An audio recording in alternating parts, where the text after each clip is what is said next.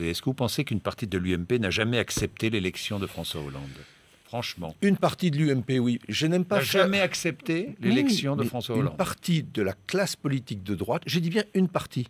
Oui. Parce que je n'aime pas les globalisations. Non, je ne veux pas dire la droite. Moi-même, j'ai dit une partie. Et vous avez parfaitement raison. C'est pour ça que je le souligne. Je ne veux jamais faire un procès d'intention global. Je déteste cela quand on nous fait à la gauche, entre guillemets. Je ne veux pas le faire à la droite. Mais à droite, et M. Copé fait partie de cela, évidemment, à droite, il y en a qui n'acceptent pas, par principe, qu'il puisse y avoir d'autres qu'eux-mêmes au pouvoir, qui n'acceptent pas qu'il puisse y avoir une alternance. À vos yeux, et ça, c'est un raisonnement qui est effectivement anti-républicain et qu'il faut toujours dénoncer. Et c'est un raisonnement qui, dans le contexte d'aujourd'hui, fait le pont, même involontairement, avec ceux qui défilent dans la rue, comme dimanche dernier, avec les pires slogans, les pires références aux pires principes ou mauvais principes qui ont pu animer les sociétés diverses au cours de ces années ou au cours de ce siècle ou le siècle dernier.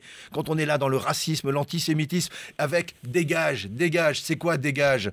Ça veut dire on veut pas te voir, bien que tu aies été élu. Eh bien, il faut quand même que la droite fasse attention. Il y a avant-hier un député de droite qui appartient à cette droite dite forte, qui est très faible du point de vue démocratique, qui s'est levé en disant « Vous êtes là, mais vous êtes là par défaut ou par effraction. » Mais qu'est-ce que c'est que ça? C'est pas nous qui sommes injuriés dans ces cas-là.